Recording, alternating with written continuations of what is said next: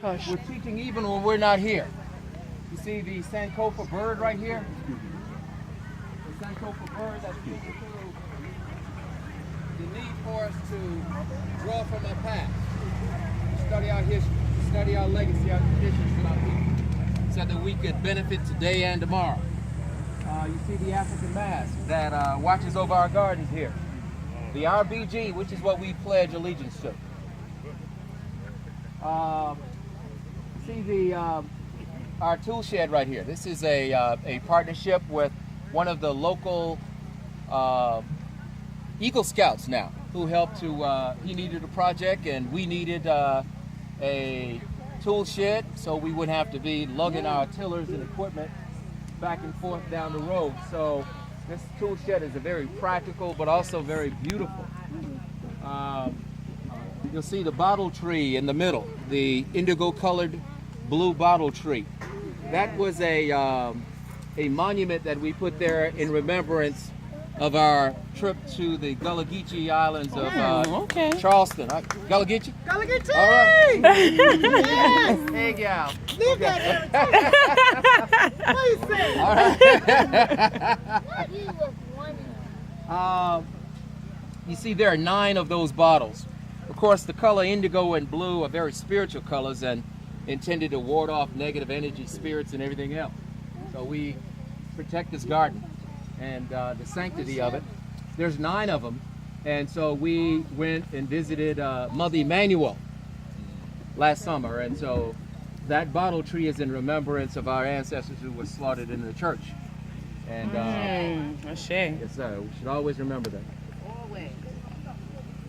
The warriors are going to tell you about what's in the gardens, of course. They'll tell you about, you see the 4 kingdoms here? They'll tell you about that. Any questions? Any questions? Do y'all sell the produce to the community? Okay. Yes, we do. We have what we call not a farmer's market, but we do have what's called a produce stand. We do sell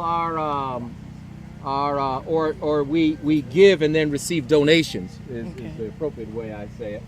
And we do get donations, and we ask for usually $5 a bag. Or if a person cannot afford it, seriously afford it, then we make whatever accommodations we need to. But it's important that we have resources to put back into this garden here, and it is important that people value what we're doing.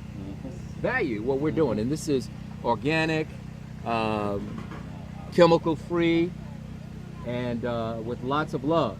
You might even see like in where the curly mustard and the broadleaf mustard is, you might see some holes over there. In fact, they got wore out with some little black bugs from up north, but Reggie. probably from New York. That's all right, we'll take that. Never ending with him. But they were black, so I didn't bother. But anyway, I'm teasing her, guys. But anyway, so we don't use any chemicals, any harmful pesticides. Obviously, there are pesticides that we can use. In fact, I did get. I'm a certified master gardener now too. So. All right. But I mean, I've always known. I mean, I grew out on the Sea Islands as a little boy. As many of you are farmers and all that. It's just a matter of recalling it.